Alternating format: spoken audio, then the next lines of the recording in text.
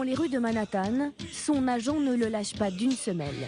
Pourtant, Gars Riskalberg connaît les moindres recoins de cette ville. Son premier roman, City on Fire, se déroule à New York dans les années 70. 1000 pages d'un monde violent et glauque, terreau aussi de la culture punk rock. Les règles de l'ordre civique sont en train de s'effondrer dans les rues. Et c'est vraiment une chose terrible. Mais dans le même temps, c'est aussi un moment où les gens se réinventent.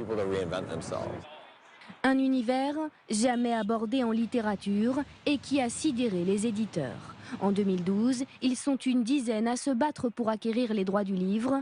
Le roman n'est pas encore terminé. Montant final des enchères, 2 millions de dollars, du jamais vu pour un premier roman. Les gros chiffres, ça ne veut rien dire pour moi. C'est très abstrait. Je préfère ne pas trop y penser et me concentrer sur le travail. L'ouvrage est aujourd'hui traduit en 15 langues. Pour sa sortie en français, Gars a fait le déplacement à Paris.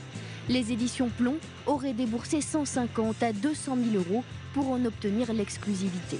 On a lu le livre, c'était une évidence qu'on avait un roman qui était extraordinaire, très ambitieux, et c'est surtout un premier roman, et donc on pense que c'est un auteur qui va faire de très grandes choses.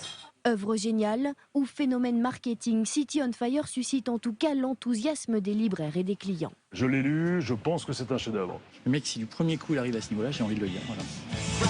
Et Hollywood ne s'y est pas trompé. Avant même sa parution, un producteur de cinéma a acquis les droits d'adaptation du livre. New York, décidément la ville de tous les possibles.